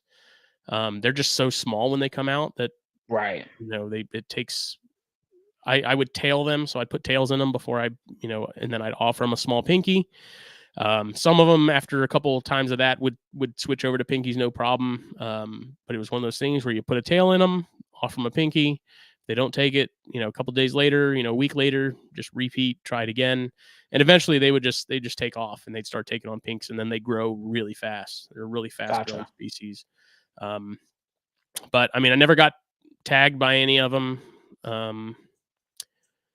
At least like legitimately like bit. I had a baby when I was doing some assist feeding, when I was putting a tail in one. That did I got it on my thumb. Okay. And I didn't see any like effects from it. I could feel, you know, my thumb got a little tingly. I did feel something. Wasn't anything crazy though. I didn't need to take any Benadryl or anything like that. But it was interesting because that was a small baby, and I was like, if I'm feeling it from something that little, you know, I definitely wouldn't want to take a hit from any of the adults. Yeah. Of any of the species, regardless, you know, whether it's Cynodon or anything like that. I think a lot of the rear fang stuff in the hobby is not taken seriously enough. You know, the whole thing of, you know, the chewing and their venom's not that bad. It's not, you know, it's one of those things where it's like, I really don't want to find out if it's bad or not. Right. One person's experience is going to be completely different from mine. You know, I don't know what I'm allergic to. I know I'm not allergic to bees, but that's a completely different toxin than what we're talking about. Yeah. So it's a really stupid measuring stick. It's just one of those things. Kevin last week told me about his Baron's experience, I think with his daughter. I got bit by a pretty big adult. So like, not that, you know, people don't take it seriously, but like even with hogs, and again, there's no, I'm not talking bad about them. I don't think, you know, they're these cute little species, but like, I don't think people realize like they actually could do damage. Like if, you know, if the worst were to happen, or it's just bad circumstances or something. Yeah. And I mean, I think your odds, like the odds of you actually dying or having any like really serious reaction to any rear fang is pretty minimal, but I don't think that's an excuse to handle them like a jackass, and just, you know, especially stuff like Thrassops and like some of that oddball stuff that gets imported a lot that a lot of people haven't kept. Even less people have been bitten. Right. there's not enough information on bites or toxicology or anything like that to know exactly what's going on. But people are just holding them like they're nothing. Thrasops is kind of a big one. I see a lot of people on Instagram get those and they start handling them, and I'm like, those aren't that far removed from boom slangs on the evolutionary scale. Like they're very similar, and it's like, yeah, their venom probably isn't exactly the same, but it's probably not something you want to find out about either. Right. False water cobras, those are cool. I know a lot of people get them. I know Zach loves them. A lot of people have gotten them from Zach. Those things, especially I almost forget because of how much he talks about that. Like I almost forget sometimes that they are in that group of rear-fanged animals. And I have yet to read his book, which I'm still like, I don't know why I haven't just picked it up. Yeah. I don't know why I haven't picked it up. I got it when it came out. I was like, hey, I want this, and I just haven't read it yet. But yeah, I know he talked about a whole load of those species in that kind of group. Yeah, I mean a big falsie, man, like that's a serious animal, especially if you have one that's in food mode, dude. That's a lot of snake to have coming at you. And again, like, are you likely going to have to go to the hospital or something? Probably not. But again, weirder things have happened, and it's not something personally I want to find out about. I use hooks for a lot of my stuff. It just makes life easier. Especially with the chondros, when the whole Morelia thing of when you first open a tub, you have a mouth coming at you. Like, doesn't matter how calm the chondro is, mine are all like that. Once I have them out, they're completely fine. But hooks just make life easier in that regard, especially when you're dealing with species like that. Falsies are cool. I don't know that I'll ever own them just because of the space requirements and stuff for them. But I think those and a lot of other the rear fang species in the hobby, people just kind of don't get the I guess the respect necessarily that they should, and people kind of lose sight of the fact that it's like that thing has potential to do some damage, and it's well documented with the species, or it's not. But either way, I don't want to find out, but that's just me. Okay, cool. All right, we've talked quite. Oh, one other topic I wanted to talk about, and you joined in the live premiere of last week's podcast when me and Kevin were having the conversation. I wanted to talk about it.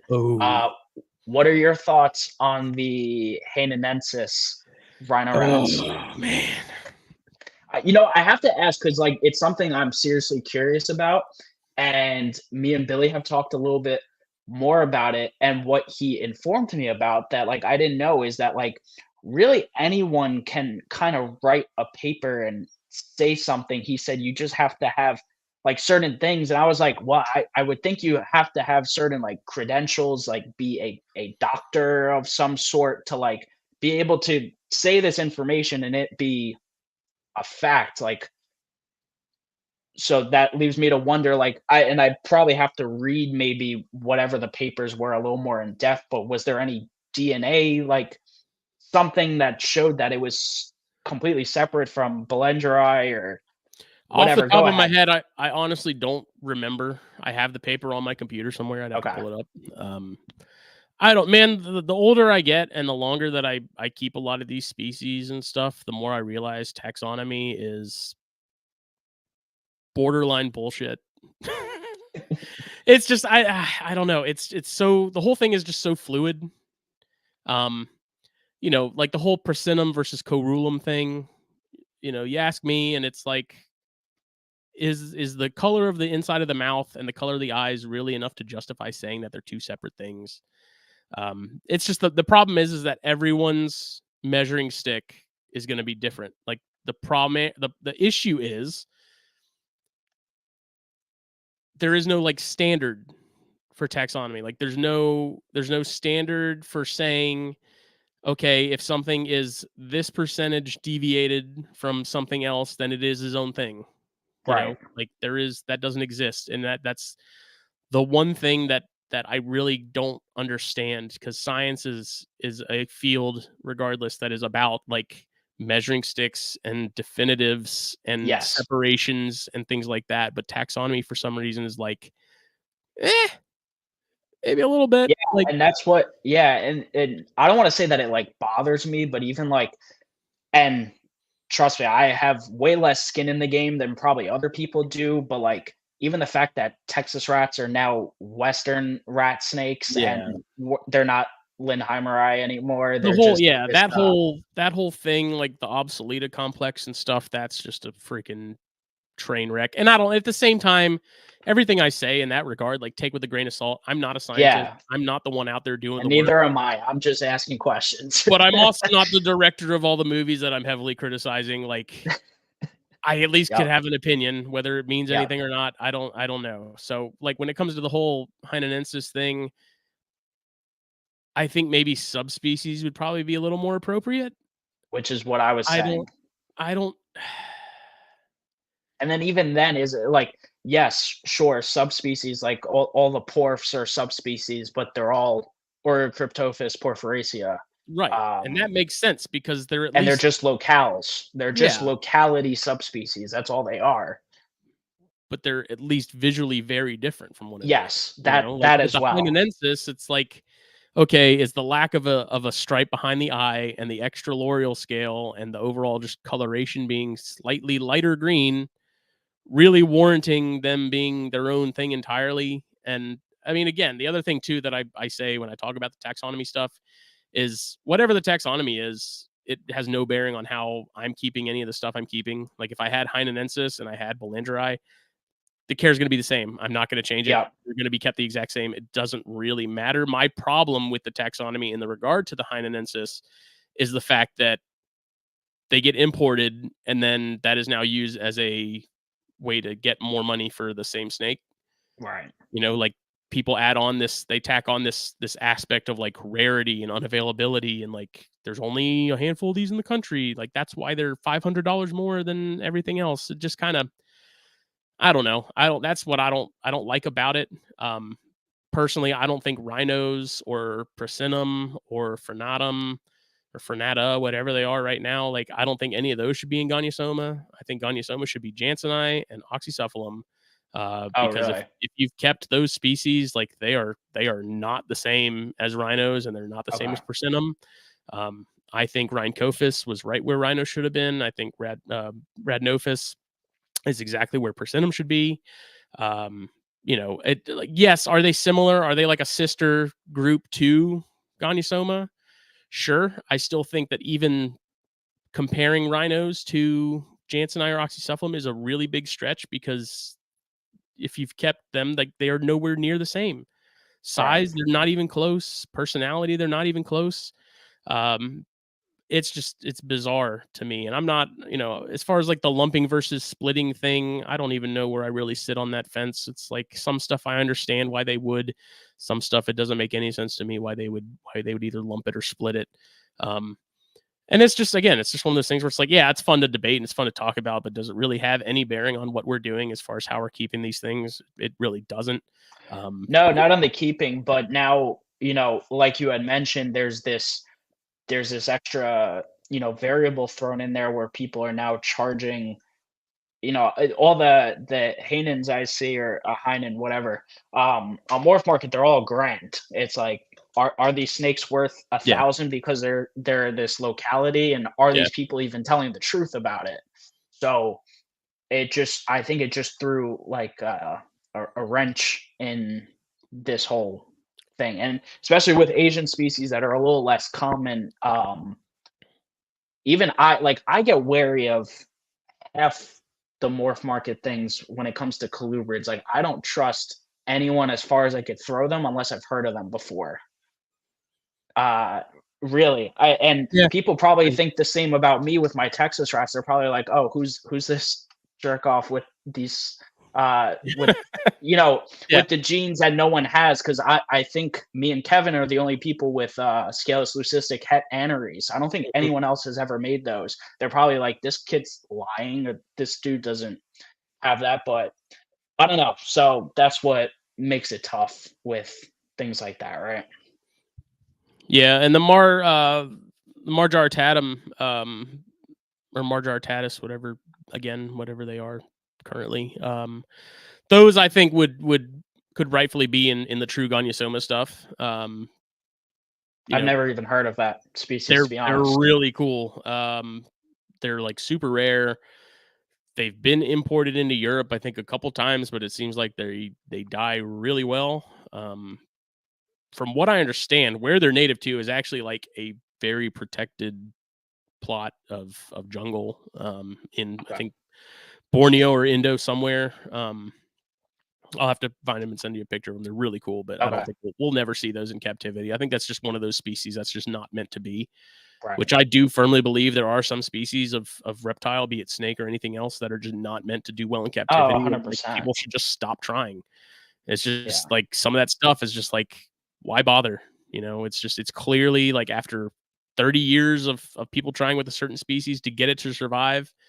If it ain't happening, it ain't happening, man. Some of them it's just not in the cards. But with the Hainan rhinos too, I just find it odd too that now they're coming in and they're true Hainanensis, and it's like those have likely been imported for the last 20 something years and mixed into Vietnam Bolangari or Chinese Bolangari, whatever. Right. So I mean the crosses and stuff likely exist, and the whole like extra scale, to me, I don't know that necessarily warrants a full species status. A full species, it's just like people. Like some people have, there's a reason one family of people can be like 6 foot plus, every single one of them, and another family be like 5 foot. It's just like it's just natural variation in a group, and it's besides that one scale, like, and the loss of the eye stripe, like they look the same. The body structure is the same. They have the same appendage at the nose. It's like, what's really the big difference? But anyway, I'm sorry to throw you on that tangent. People are going to start calling this the Rhino Rat versus Baron Eye show, because now it's become a topic of conversation for the last, I don't know how many episodes, minus Chris, I guess. I've kept both though. Again, like I said, I've kept both rhinos and barons. Barons were cool. I just like rhinos more. I don't know. The barons. And in reality, it comes down to personal preference. So who the hell cares? It's all in good fun. As much of a hard time as I give Keller and those guys about barons and stuff, like they are neat. I like the browns a lot. I think the brown barons are really cool. I think the blue barons are awesome. The green ones are awesome. Like, they are cool snakes without a doubt. Yeah, 100%. I can tell they're cool, and I'm gonna go down and check out Kevin's collection soon. I really want to see both adult rhinos in person, which I haven't seen. I haven't held a rhino in person, which I really want to do. And I definitely need to see some blue barons, because that's another one. Those animals are insane. Yeah, you just gotta take the Pepsi challenge on them, man. Yep. Yeah. Like I said, rhinos to me are like the perfect snake. Mine, they do better if you keep them on the cooler side. They always eat. They're always out and about. Tons of personality. I've never had any of my adults try to take a swing at me. The babies can be a little more high strung, and the younger ones can be a little more high strung. But even then, like, I have no problems having my 10-year-old go in and grab one of the adults out of the cage. Like, it's not gonna do anything. Awesome. They're just awesome. They're super curious. Like, you have them out, and they're not moving like they're trying to get away from you, or that you're like they're afraid or something. They just genuinely seem like a curious species. And like when I walk in the room, every single one of them is perched out. But then if I'm in there doing stuff, they're at the glass watching, checking out what's going on, begging for food, and they're just that's the species that my wife loves the most. Okay. I think is like a pretty good measuring stick, to where if your wife loves them and wants to come in and see them and pull them out and stuff, then. And does your wife generally like reptiles? She doesn't dislike them. Okay. She's I've been trying to get back into venomous and trying to convince her to let me do that, and that's been a really tough battle. Yeah. So, which I can understand that. Yeah. Yeah. Even if I think it's dumb, I can understand. Yeah. It's like I kept, when we were dating and stuff, I kept some venomous, and wasn't anything crazy. It was like a Western Diamondback and a small copperhead, but gotcha. I was like, you saw me keep those for years without any issues. I had locks. I kept everything the way you're supposed to keep venomous. Right. And I didn't have any problems. Like I never had any close calls or anything. And it was like, it's not that difficult if you're doing what you're supposed to be doing. Right. It's not supposed to be sexy. It's not supposed to be exciting like what you see on the internet. If it's boring, then you're doing it right, because Yes. it is not meant to be what the jackasses on YouTube make it out to be. It's like you got a Cobra out, you're not tapping the table or tapping the floor, like trying to get it to go. It should be just as exciting as someone pulling out, a rat snake or like anything else with a hook and putting it in a holding bin or something while you clean and then putting it right back. It's really not. Yeah. It's not that exciting. Yeah, my buddy Paul keeps venomous down here in Florida, and like I know he tells me, and I'm like, I said to him once, I was like, dude, I'm gonna be honest, I don't want to say I'm scared, but like I don't know how to explain it in a way that makes sense. Like I am wary to be in that surroundings like with a venomous animal, like just because of how intelligent they are, how dangerous they are. It's just like it's a scary thought. And he's like, no, there's like all these precautions we take, like there would be no problems whatsoever. Like everything's done the same way every single time. Like there's specific precautions, and those are the venomous keepers I appreciate the most. And I know, Phil, I believe Phil keeps the venomous too. Like, so I always respect the keepers who do it to this very high level and have everything just dialed in. Yeah, and I mean, I hate to I equate it to gun ownership in a way. Which I know that's an analogy some people don't like because they're like, guns don't have a brain and consciousness. And it's like, sure, but in the same regard of like, if you're doing what you're supposed to be doing and you're paying attention to what you're doing and you're not cutting corners and you're not being lazy and you're fully aware of what's happening in front of you, the danger's pretty minimal. It's really not that serious. It's just a matter of keeping what you're comfortable with, not keeping something out of your skill set. So if you're, getting your first venomous or something, obviously anything like a mamba or something like that is probably a pretty bad idea. And I don't know, man. It's just like the internet has really, really tricked people into thinking it's given them a false sense of security with a lot of stuff. And it's like the only thing keeping you from getting put in the hospital, man, is some guardian angel that resembles Arnie from What's Eating Gilbert Grape deciding that you're going to be you're good today. But it's wild, man. Like seeing some of the stuff that goes on, especially even like in South Africa, there's a couple of free handler dudes that's like, you couldn't pay me all the money in the freaking world to pick up a puff adder like that. Like, it blows my mind. It's like they're all these years of evolution that our species has had over the whatever millennia that we've been around. It's like, and you're still missing the part of your brain that's telling you to stop touching the stove with your bare hand. Like, mother of God. Yeah. Like Darwin is rolling in his grave right now going like, I wrote a book about this and it's not happening. Like, what's the deal? It's just, it's bizarre, dude. It's just so strange to me. I can't wrap my head around it. But the the likes and stuff like that will keep that train going. It's a good call, Eric. As long as the attention's there, people will keep doing it, So. Yeah. All right, cool. And then I always like going into a little bit of a segment, and I'm not sure how much else is there. I like talking about what people have other than Colubrid. So obviously we've talked a bit about the chondros. Is there anything else you currently have outside of those? No, I kept dart frogs for a while up until a couple of years ago. I love those. At some point, I fully plan on getting back into dart frogs again. That was just a matter of space. My room is actually pretty small, so I kind of had to be a little picky and choosy about keeping the dart frogs or expanding on the snake projects I wanted to expand on, and I ended up picking those. So that was kind of tough, but those were a lot of fun. Right now, actually, I do have a group of the southern devil scorpions. So that's like the one scorpion species that's native to the southeast. Well, not the southeast, but South Carolina. Okay. Florida has a couple species. You got like the gracilis and I think the hensai maybe. But this is the one native species to South Carolina, and I got a group of those when we went up to Augusta earlier this year, or Athens rather.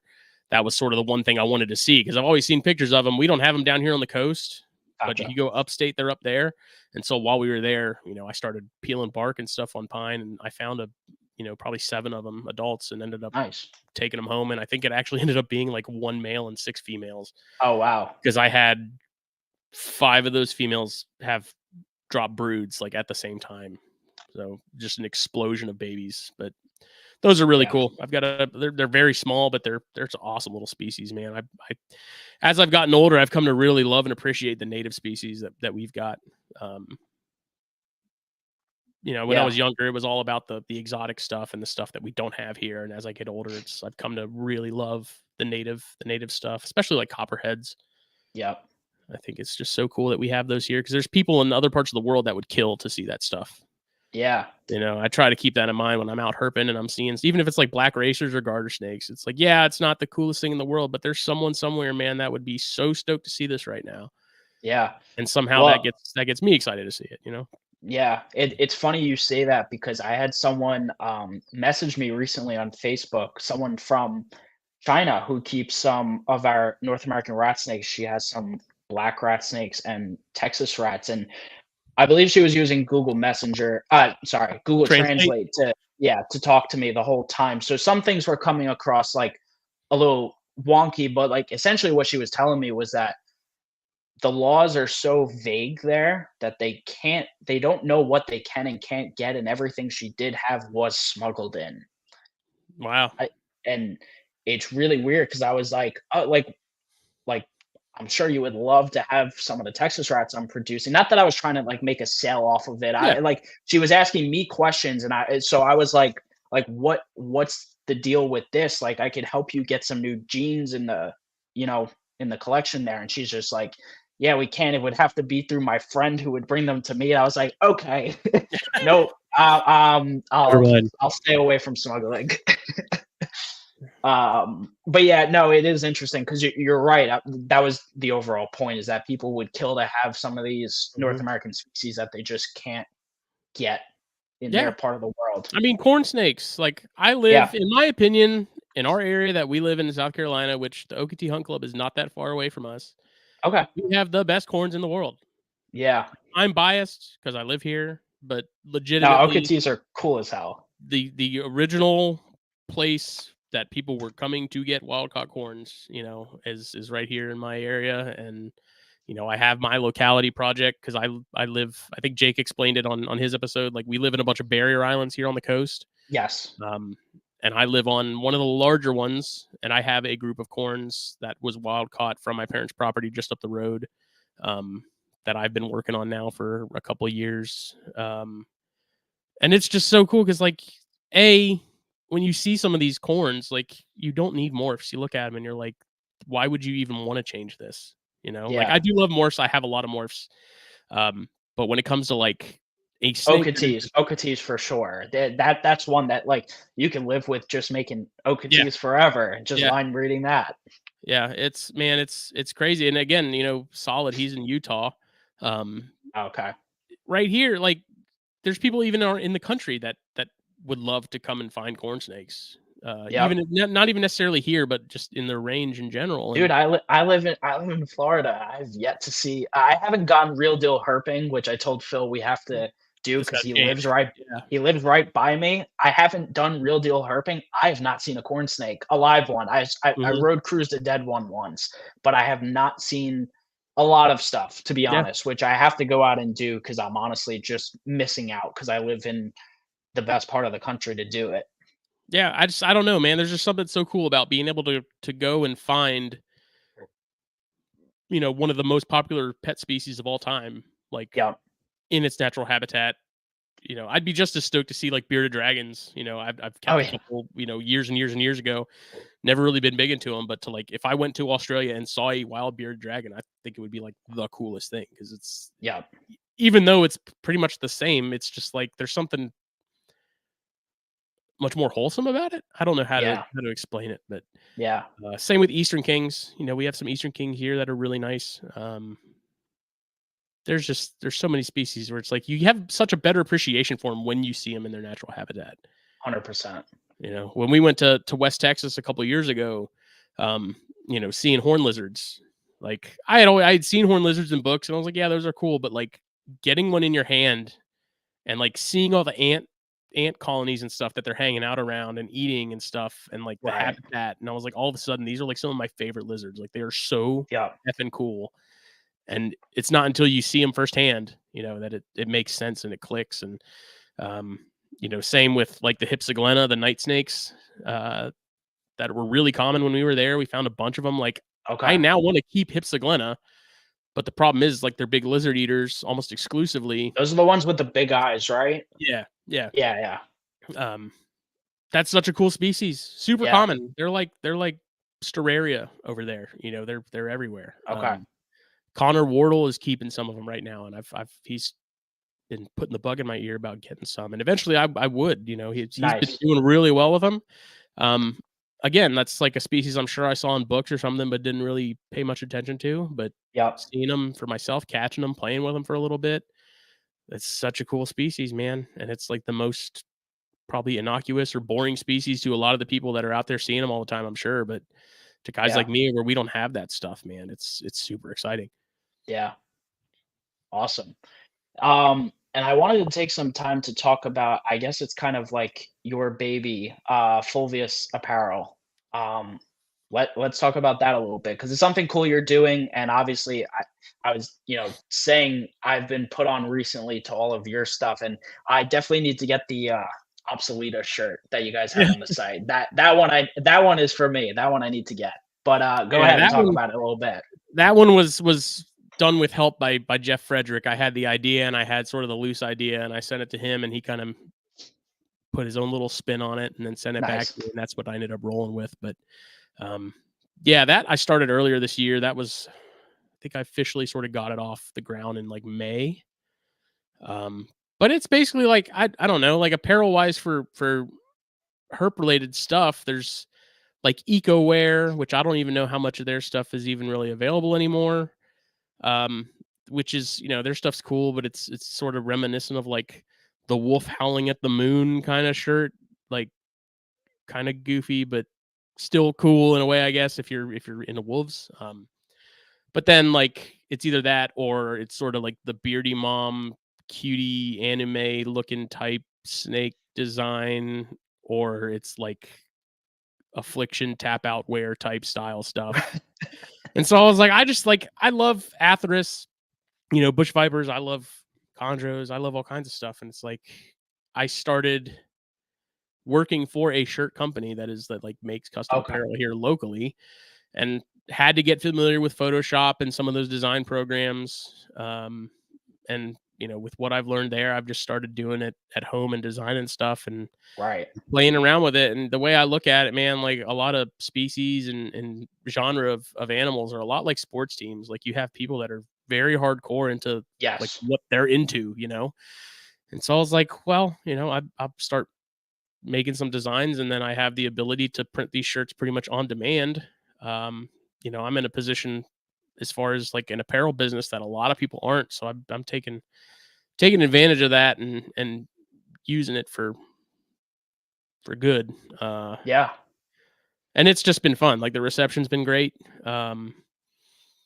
You know, we've had a good bit of orders just since I started, so I Awesome.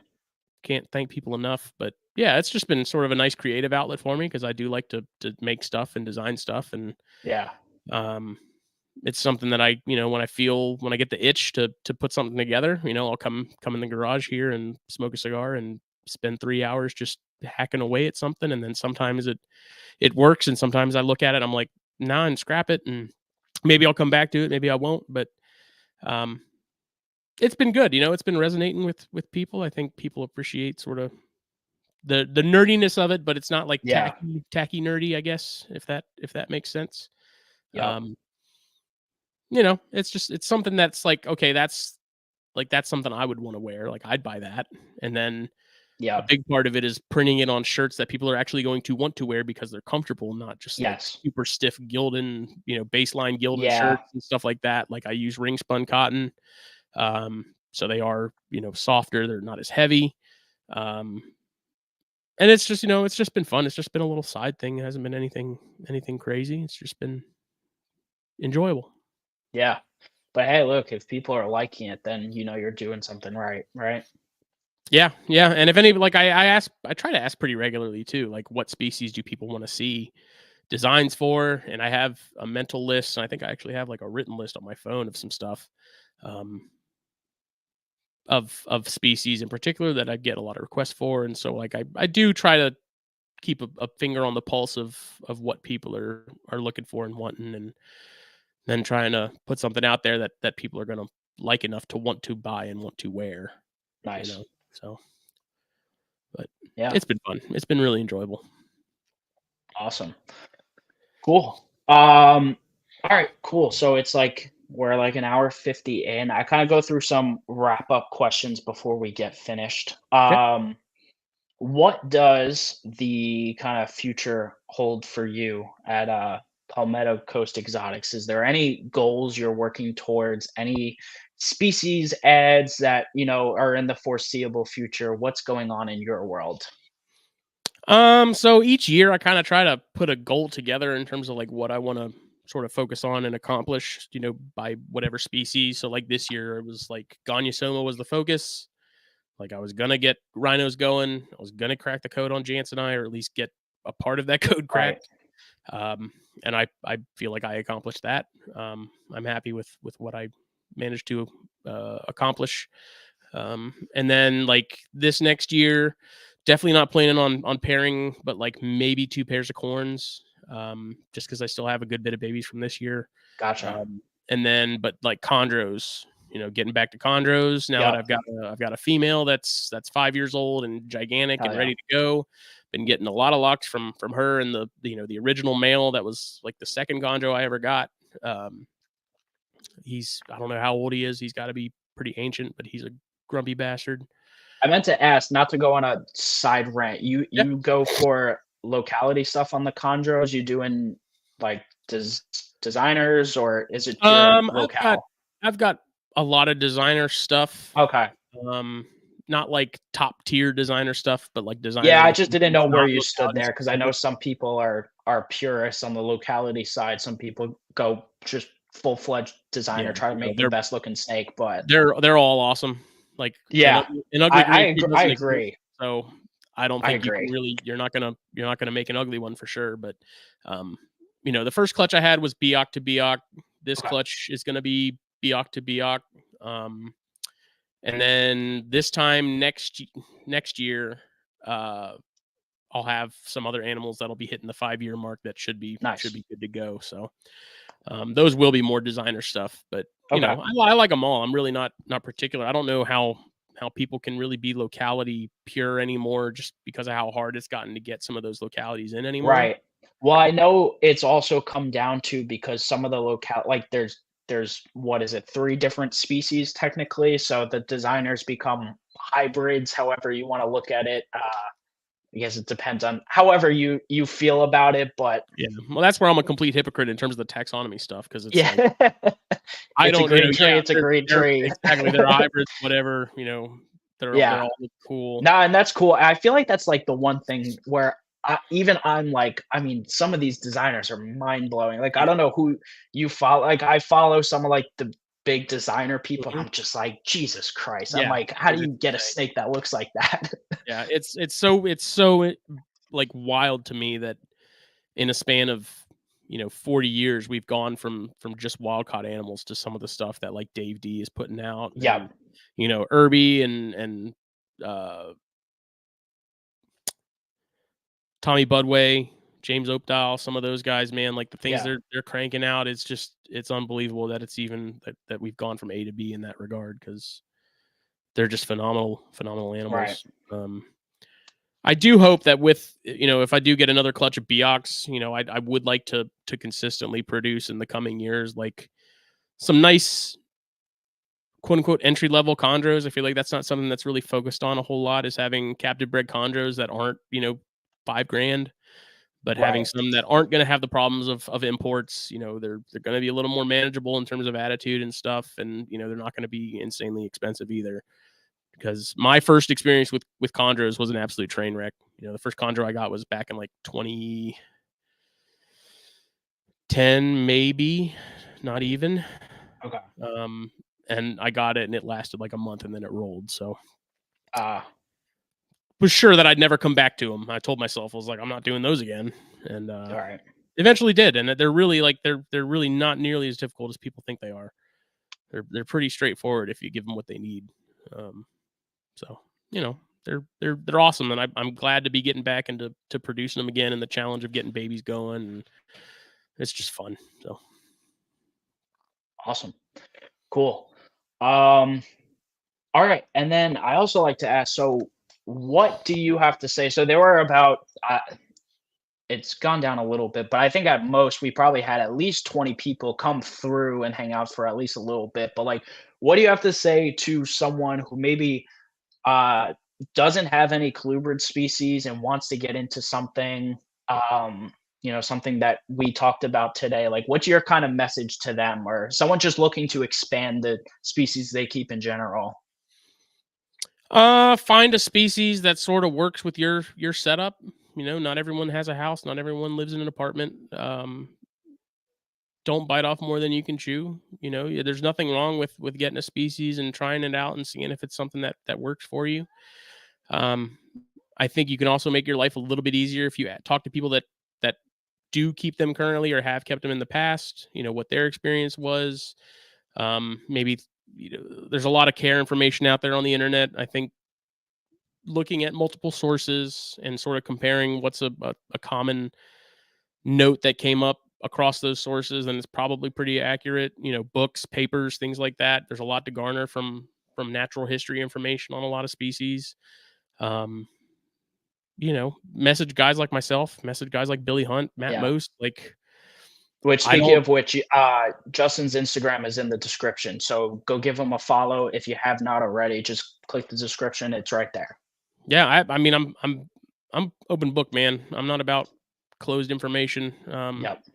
With chondros in particular, I've killed plenty of them in my day. I would love to be able to give someone my experience so they don't make the same mistake I did, because it's too late for me, but it's not for you. And I just like talking snakes, man. I've kept a good bit over the years. So I've had great experiences with some stuff. I've had not great experiences with others. And if someone wants to know, I'll tell them. It's just one of those things where if it's a species that you're interested in, and size and caging requirements and stuff aren't a major factor or anything like that, and you're willing to take the challenge on some of them, then by all means do it. Don't be afraid of failure is the big thing. Like, failure is a great teacher. I've learned a lot from it. I will gladly share that experience with other people. I'm not too proud to tell people all the mistakes I've made with stuff. I know a lot of people, like with the internet now and stuff, people are definitely afraid to talk about the stuff that they really fucked up on, especially on Facebook and social media and stuff. And it's like, it is what it is. It happened. Whether or not you want to share that publicly, like, that's up to you. But if you see someone making a similar mistake, like, I have no issues telling someone, like, this is what happened to me. Like, same story. Maybe it'll be a different ending, but here's what my results were. Yeah. But just try stuff out. Ask people before you buy it. See if it's something that you think you'd be like to pursue, and kind of go from there, man. It's listen, I'm in that out there.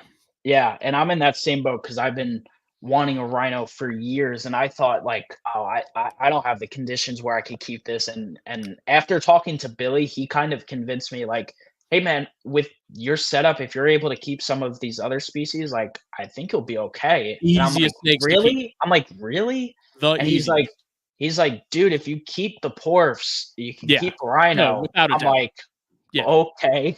Yeah.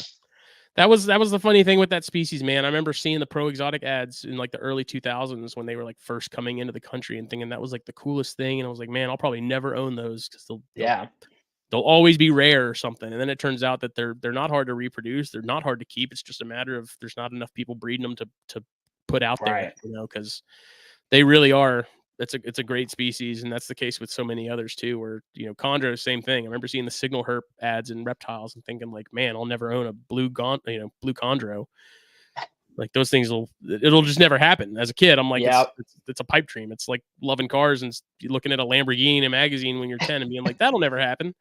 Yeah. It's just, again, like, try stuff out. If you see a species that sparks your interest, read as much as you can about it. YouTube, watch as many videos as you can. Like, take in every bit of information you possibly can. And watch podcasts, because we put out this information, right? There's plenty of them now that if the species hasn't been covered, then it's likely one that no one is keeping. So, yep. All right. Well, Justin, it's been a fantastic 2 hours. I want to thank you so much for taking time out on your New Year's Eve. You're a wealth of information, so I truly appreciate it. And again, I appreciate the last minuteness, because we planned this out, I think, yesterday or 2 days ago. So just thank you so much again. I totally understand. I've been in that position a lot. Yeah. All right. Awesome, man. Well, thank you so much. I'm going to throw you backstage real quick. We'll run the outro and we'll talk after. Cool. Thank you. All right. Guys, that was an awesome episode. I want to thank again Justin so much for coming on today, talking to us about all the species he keeps. Again, as always, it's just super interesting to see all the stuff, all the diverse collections that everyone has here, because it's very evident that Colubrid keepers love keeping all these species, and they truly have a passion for the animals. Within this outro today, I kind of wanted to give you all, it's just going to be brief. I just want to give you all kind of like what to expect for 2024. We are 100% keeping this train rolling. As I've always said, I've been enjoying doing this podcast. So for anyone who's here supporting, I appreciate you. Make sure you're subscribing and liking. Thank you. Any person from the replay gang that's still here, thank you for watching this far. And anyone who's been in the live since it started, thank you as well. But seriously, in terms of this platform, I really want to keep this as a no bullshit, no fake zone. It's been increasingly evident to me that there's a lot of stuff in this hobby, and I see it a lot more on the ball python side, I'll be honest, that there's just like a lot of BS, a lot of fakeness thrown around, and I am sick of seeing it. So I'm going to call things how I see it. Not that I'm going to get any controversial, but like, this show is about the real deal keepers who really care about their animals and like really have goals in mind, and it's just all about the passion. And that's what I want to be about, because that's what it is for me. It's all about the passion. So with that being said, we are going to keep that train rolling into 2024.